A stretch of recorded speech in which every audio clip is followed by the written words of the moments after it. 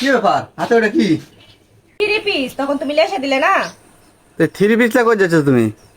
মিতুর ঘরে যাচ্ছি। মেয়েদের ঘরে গেতে?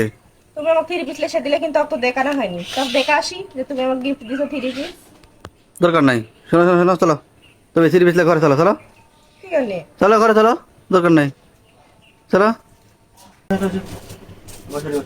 কি হলো?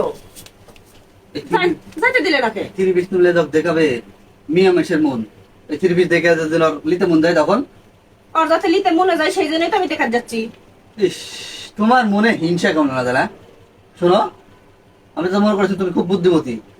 এই থ্রি পিসটা যখন তুমি ওকে দেখাবে, ওকে নিতে মন যাবে, তখন আর স্বামী কই ইয়ে করবি না, আমার ছোট ভাই চাপ দিবি না। এমনিতে আমার ছোট ভাইয়ের হাতের অবস্থা খারাপ, এরকম আমার কোনোদিন করবে না। বুদ্ধিমান মানুষ সবসময় বুদ্ধিমান আসলে চলবে, ঠিক আছে? তাই তো, আমারই তো ভুল হয়ে গেছে, আসলে তোর হাতের অবস্থা ভালো না। এটা দেখে যদি ওরা ঝামেলা হয় বাড়িতেই তো অশান্তি। হ্যাঁ, আচ্ছা, আমারই ভুল, আমি এভাবে ভাবিনি। প্লিজ কিছু মনে করো না। যাও যাও, দেখবে না খবরদার। আচ্ছা।